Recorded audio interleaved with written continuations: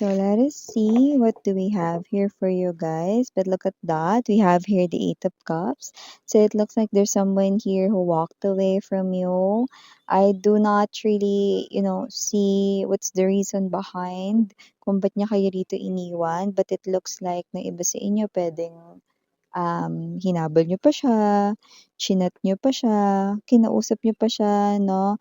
Days after niyang umalis, lumayo or after niyang mang-iwan dito. Like, you've searched for this person, you've even talked dito sa person na 'to, no, many times. Pero parang pinili niya pa ring umalis. Let's, uh, get deeper, no, dito.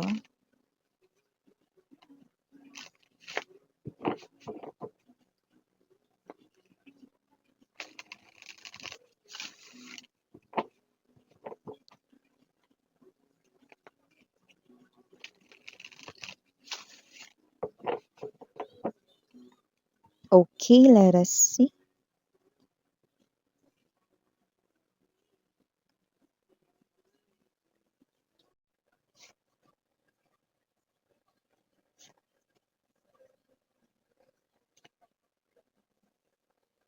I'm actually seeing parang room siya. So, it looks like na medyo, um, parang silhouette pa ito 'no, parang anino, pero parang may inaalis, may tinatanggal. So, it could be a room or it could be puwede rin namang desk 'no, because others it could be a room, baka sa office 'no, okey baka workplace situation ito 'no, pero puwede rin naman talaga 'yan na literal na silid, gano'n. Taray, malalim word, silid. Yeah, room right in here 'no. So, let me continue, but I'm seeing someone 'no, it's a silhouette pero, um, I'm seeing 'no, na parang may tinatanggal, nire-remove 'no. I'm seeing that, silhouette 'no, na alam mo 'yun, may inaalis siya, okey?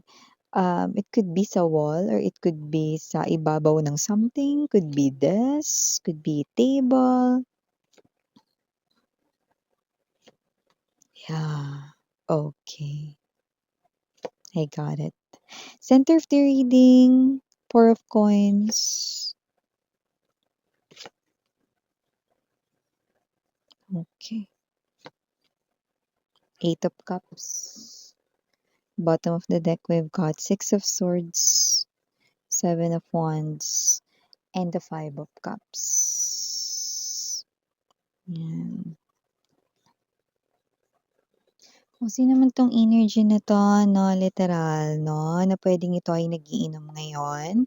Puwede rin namang hindi nag-iinom, pero siya itong klase ng energy na parang pinipili niyang mapag-isa, pero parang binuburo niya yung sarili niya sa lungkot na puwedeng-puwede na talaga siyang kumanta ng, ibuhos na ang bera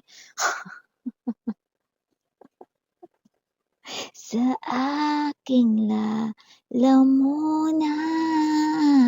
Yan, 'di ba? Kasi naman 'tong energy na 'to definitely puwedeng nag-iinom siya rito, okey? And, with that particular 'no, na nakita natin 'no, kanina 'no, na binanggit ko sa inyo na nakita ko, I mean, 'no, is merong parang silhouette or anino 'no, na may tinatanggal, may nire-remove. So, I got it 'no. This person here, ang tinatanggal at nire-remove niya ay walang iba kundi ang inyong photos or larawan. Puwedeng kayo, iyon, puwede rin kayong dalawa yung nandodo'n. Definitely this person right in here 'no, nire-remove niya dito yung mga pictures mo. Kung ito man ay klase ng lamesa niya or desk niya sa kanyang, trabaho or pinapasukan 'no, na kumpanya 'no, or baka meron siyang shop 'no, puwedeng may picture kayo do'n, dalawa or picture ninyo 'no, sa ibabaw ng kanyang mesa or sa desk niya 'no. So, ito ay kanyang tinatanggal or pinapalitan na. Puwedeng family picture na 'no, ng kanya ritong own family like mom, dad 'no, siblings 'no, yun na yung ginagawa niya 'no. And this person here 'no, puwede rin naman ako ito ay room, puwedeng yung inyong pictures or picture mo ay nasa wall niya, tinatanggal, inaalis niya na rin ito. So, kung sino man 'tong energy na 'to lumalabas rito mga mahal 'no, that this person here is trying to remove you dito 'no, ang inyo ritong mga bakas, yes, you heard it right now, I just heard the word bakas 'no, yung mga parang bakas na mga memories mo, inaalis niya na 'no. And I think hindi lamang ito 'no sa mga room niya or sa kanya ritong desk 'no, kundi puwede rin sa kanyang phone 'no, kung meron pa siyang mga naitabing mga pictures mo, pictures niyo together, dini-delete niya na po iyan 'no. Sa social media, yes 'no, gano'n din, okey? But this person here, ayaw niya sana, medyo nahihirapan siya na tanggalin 'yan or palitan yung mga larawan diyan 'no. Like I'm seeing this person here, tinititigan niya muna yung mabuti, like this person here 'no is holding that particular photo, kung 'yan man ay photo album or pre-name na picture mo, picture niyo or sa phone niya 'no, bago niya 'yan i-delete. So, kung medyo marami-rami pa kayong mga pictures diyan 'no, yes 'no, kada isang picture siguro mga maaaring mga 5 minutes more bago niya tuluyan na burahin iyan. So, if you're hearing pala 'no, some kind of noise in my background, yes 'no, I do have any control diyaan mga mahal 'no, just please bear with me and thank you so much sa inyong patience and understanding. And yes 'no, bago pa natin ito pag-usapan more, let me just make bati muna sa lahat. Hi and hello there sa ating mga bagong bagong viewers, new subscribers. My name is Yan, returning Istambayers. Thank you po sa inyong walang sawang love and support for me. At kung hindi niyo pa alam, meron pa po tayong other channel link down below sa ating description box. So if interested, just click that link lamang para mapunta kayo dun at araw-araw ay nag-a-upload tayo ng collective readings for all signs there. And yun nga, wala tayong gender dito babae, lalaki 'no. And of course, no cross-watchers na ibig sabihin puwede niyo pagpalit-palitin.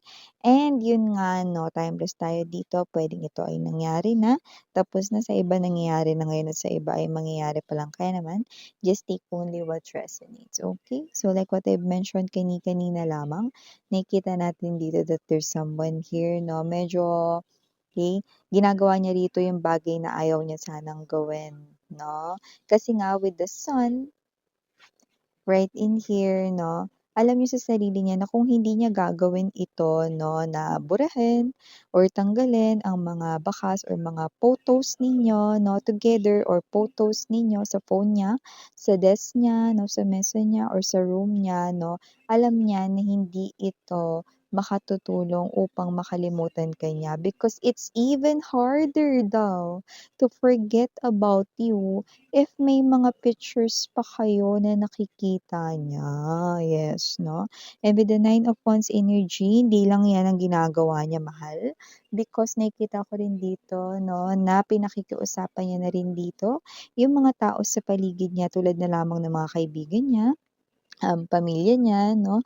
Dito 'no, pinakikiusapan niya rito 'no, na wag na sanang banggitin kayo or kung kayo man ay pag-uusapan sana ay kung kasama siya, hindi na lamang kayo ang topic. So, yun ang nakikita ko dito because this person here 'no, nalulungkot siya dito and nalulungkot pa talaga siya rito 'no, kasi yung iba kahit ang tagal niyo na ritong walang usap, ang tagal niyo na ritong wala ng kayo or ang tagal niyo na talagang separated or, matagal na kayong nag-break 'no, this person right in here 'no, still okey, nandodo'n pa rin siya sa struggle is real 'no, para kalimutan kayo. So, nakikita ko dito na hindi lamang ang pagtanggal ng inyo ritong mga larawan 'no, sa kanya rito 'no, na silid or sa kanya ritong mesa, sa kanyang phone 'no, pero, itong tao na 'to 'no, ay ginagawa rito itong mga bagay na 'to upang tulungan yung sarili niyang makalimutan ka.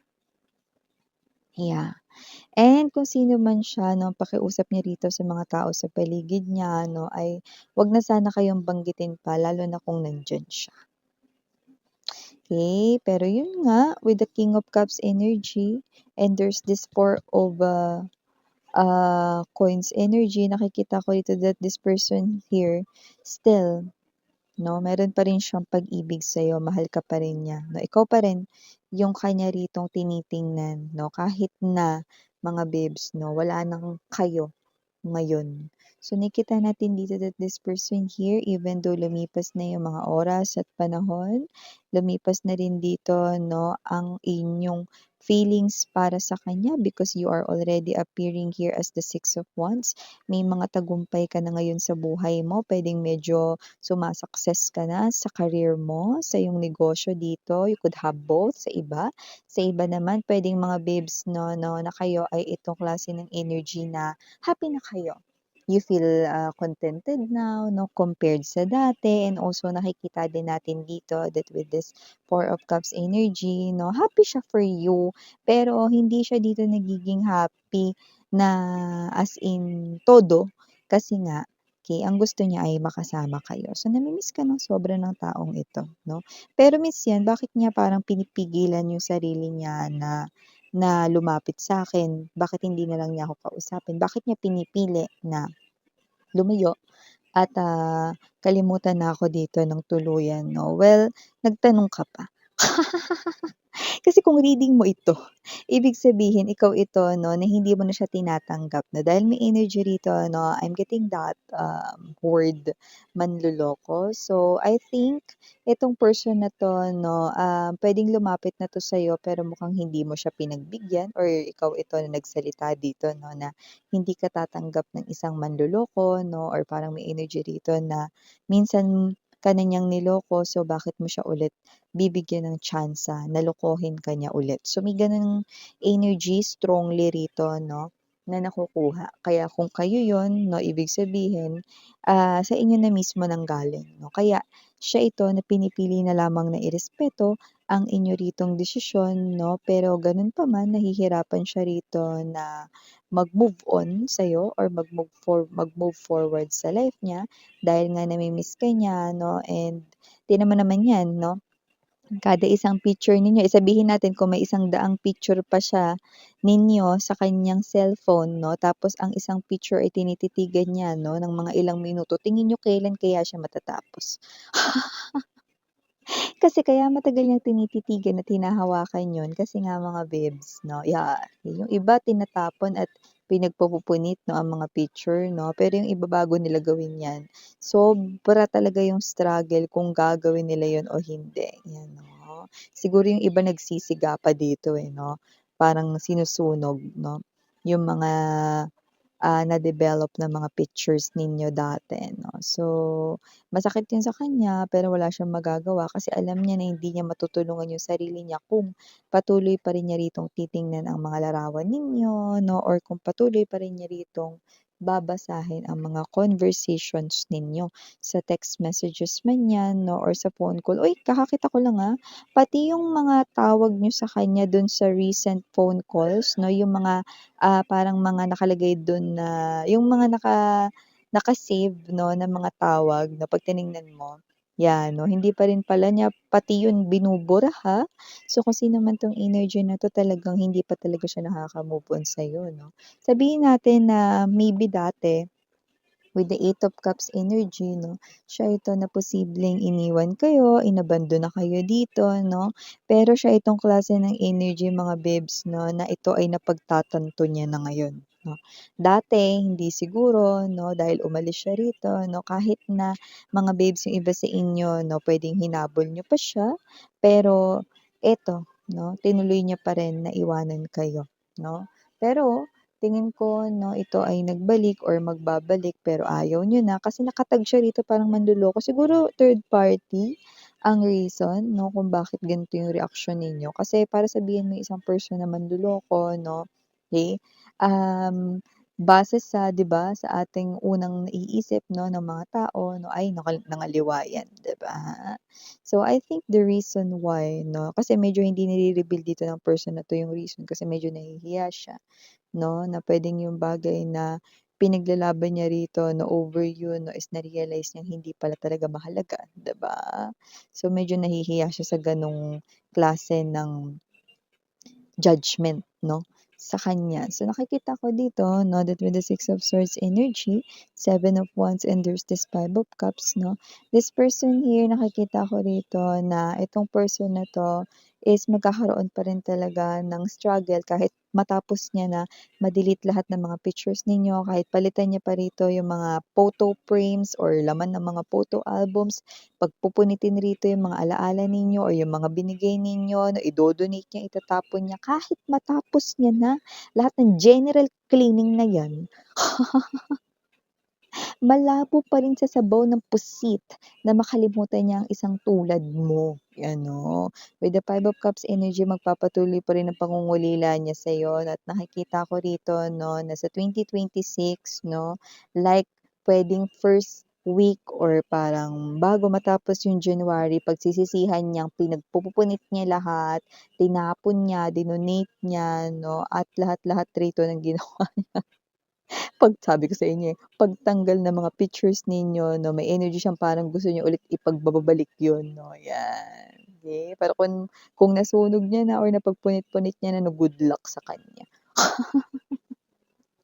So, nakakita ko lang rito 'no, stuffed toy 'no, something soft, okay, something furry 'no, yung nakita ko 'no, is white yung color niya. So, maybe that's a significant sign for someone watching. Pero puwede rin naman na for all, puwedeng nabigyan kayo nito ng stuffed toy or something cute, something cuddly, or something soft 'no, 'yan. Alright, so I think 'no, paano kung nabigay niya na yung teddy bear na yun, 'di ba, alangan maagawin niya pa yun ulit.